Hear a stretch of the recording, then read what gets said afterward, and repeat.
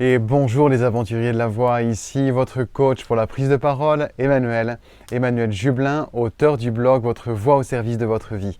Aujourd'hui, je vais vous parler de comment dépasser la peur de vous exprimer en public. Vous êtes très nombreuses, des dizaines par semaine à me parler de ça et aujourd'hui, je reviens sur ce sujet. Avant d'aller plus loin, je vous invite à regarder le premier lien que vous avez en dessous de cette vidéo. Il vous invite à recevoir au fil de la semaine mes mails privés dans lesquels je vous donne des outils, des conseils, des astuces tirées de mon expérience professionnelle pour vous permettre de faire de vos prises de parole et de votre voix l'outil premier de vos réussites. La peur est un sentiment qui est à la fois illusoire, mais surtout qui est réel quand on est pris dans sa tornade. La tornade que représente la peur, elle peut avoir un autre déguisement. On peut l'appeler le trac, on peut appeler le stress, on peut l'appeler de toutes les façons. Mais en réalité, quand elle vous saisit dans son giron, quand vous êtes dans l'œil du cyclone, il y a une chose qui est présente et que tout le monde a vécu dans cette situation-là, c'est de perdre le contrôle avec soi, de perdre le contrôle avec ses pompes. C'est pour ça qu'on parle de se dire « j'étais à côté de mes pompes ». Il est possible en un instant de se récupérer, de reprendre contact avec soi et de se remettre bien droit dans ses chaussures. J'aimerais vous raconter une petite anecdote. Ça m'est arrivé entre hier soir et ce matin. J'ai eu peur d'avoir perdu les clés de mon véhicule professionnel.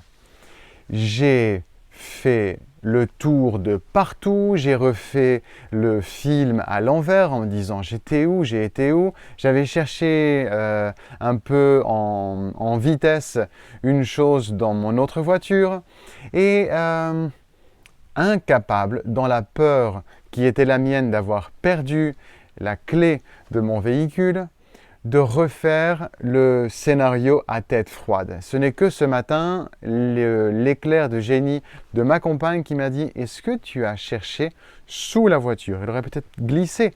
Et ça avait été le cas. Dans tout le moment où j'ai été dans cette fébrilité de la peur d'avoir perdu cette clé, j'ai été dans une sorte de tourbillon, un cercle vicieux dans lequel je me suis raconté tout un tas d'autres peurs. Je me suis vu en train de devoir appeler un serrurier, que ça coûte cher, que mon assurance ne prenne pas peut-être tout en compte si jamais la clé finalement avait été dans l'autre voiture en question, mon véhicule utilitaire. Vous savez, quand on laisse la clé quelquefois à l'intérieur, la voiture peut se refermer d'office. Tout ça qui m'a traversé l'esprit. Ça m'a fait penser à nous ici dans notre espace qui est le nôtre sur ce partage de connaissances à propos de la prise de parole parce que quand on est pris par un trac, alors c'est pas la même peur mais malgré tout elle a ce point commun, c'est vous faire vraiment chavirer, vous faire tourbillonner. J'aimerais aujourd'hui vous donner deux clés qui vous redonnent contact avec vous-même pour avoir la tête froide et l'élocution la plus claire et surtout de ne pas être dans cette frustration d'être passé à côté de vous. Parce que oui, quand on revient sur cette thématique de la prise de parole, on peut avoir le trac, la peur du regard des autres, la peur de son jugement, de leur jugement. Mais enfin, reprenons contact avec ce qui est le plus tangible, à savoir la respiration. Votre respiration, la respiration la plus profonde et abdominale se contacte en soufflant avec discrétion. Il ne s'agit pas de faire un grand qui évidemment témoignerait de votre stress.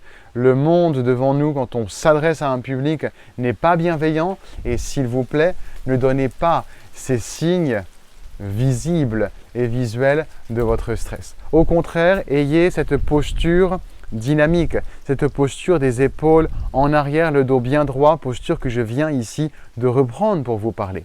Posez-vous aussi un instant avant, si possible, et même si le stress vous prend pile au moment de vous exprimer, soufflez et inspirez tel un cachalot qui inspire avec la bouche, le voile du palais se dilatant presque la même ouverture, la même dilatation que pour le bâillement. Évidemment, vous n'allez pas bâiller alors que vous allez vous adresser à votre public. Mais avec cette respiration, vous avez une sorte de ligne directe, un retour en un instant vers un lieu qui s'appelle la confiance en vous. Parce que vous allez ainsi donner à votre souffle une pleine capacité respiratoire et donc votre voix va davantage sonner. Il y a vraiment deux effets à l'inspiration et à la respiration. La confiance en soi et évidemment une meilleure présence vocale. Quand vous inspirez, vous renouvelez vos cellules nerveuses. Il y a un phénomène dans la population occidentale qui est double. Les gens ne boivent pas assez, nous ne buvons pas assez d'eau et nous ne respirons pas assez. Nous laissons notre corps en dette d'hydratation et en dette d'oxygène au fil de nos journées. Au point que le cerveau finit par se lasser d'envoyer ces signaux de bois, bois, bois, respire, respire, respire, et le corps s'est mis à faire avec.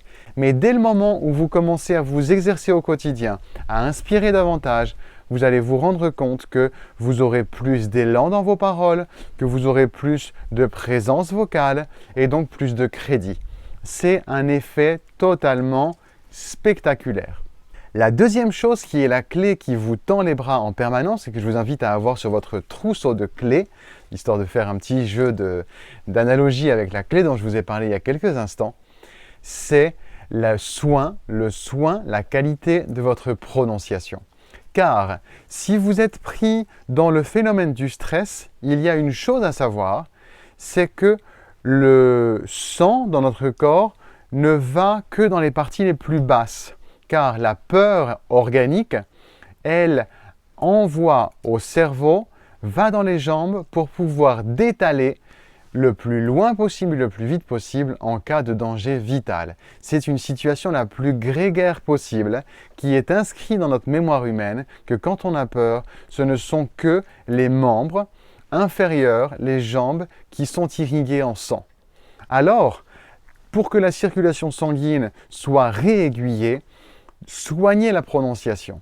Pour que les lèvres ne tremblent pas, car c'est un phénomène que quelquefois je lis dans les commentaires de mes lectrices et lecteurs, c'est « j'ai les lèvres qui tremblent, j'ai la voix qui tremble ». Oui, c'est normal, car vous n'avez pas refait le réaiguillage vers la direction nécessaire, c'est-à-dire vers le haut du corps, vers la boîte crânienne pour que les lèvres soient irriguées en circulation sanguine et aussi que toute la zone de la boîte crânienne, des cordes vocales aussi, le soit. Une fois que vous avez repris la main, vous allez pendant 3-4 phrases exagérer la prononciation.